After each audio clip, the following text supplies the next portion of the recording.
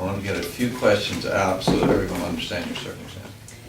Yes, okay, so we have 7 children between the ages of 1 and 12. And I homeschool, so they're together all the time. And you said your oldest is 12? He has a pretty good acceptance of our authority, and Does he actually help you in teaching?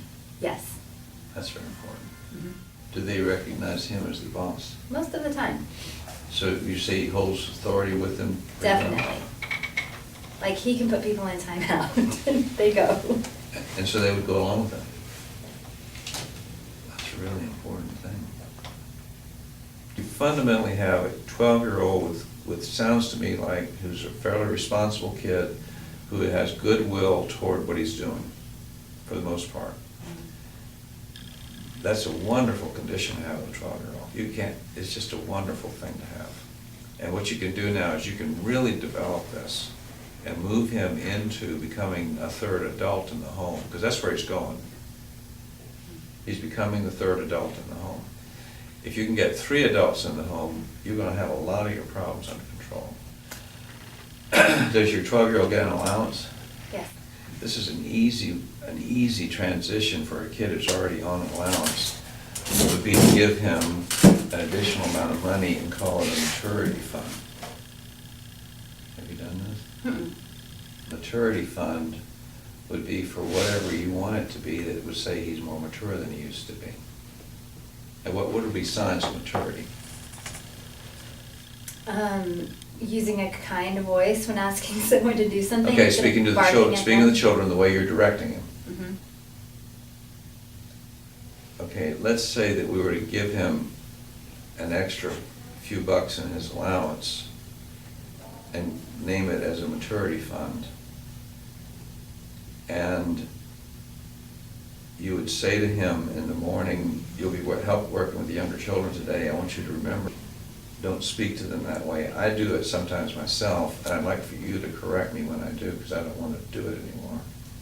Okay. If I see you doing it, it'll cost you. Mhm. It'll cost you.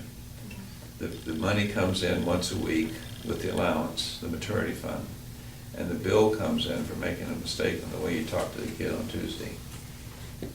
That'll cost you $1.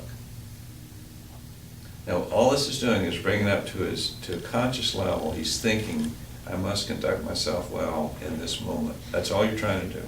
This is called behavior modification. And so the first thing I want to do is to work on his personal conversation and reliability in performing the little tasks. What you do then is you keep some kind of a record, and you give them a ticket.